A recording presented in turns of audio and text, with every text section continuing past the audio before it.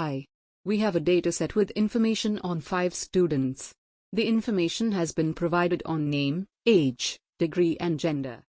Add a new sheet. To perform the transpose function, we select the sheet and the cells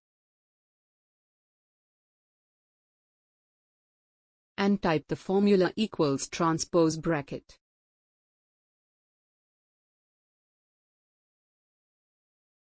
Open and select the data in the previous sheet referred to as an array in the formula.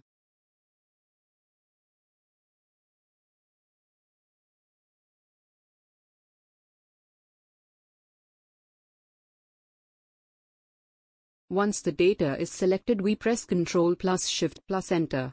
We get our result. We use the transpose function to shift the vertical and horizontal orientation of an array or range on a worksheet.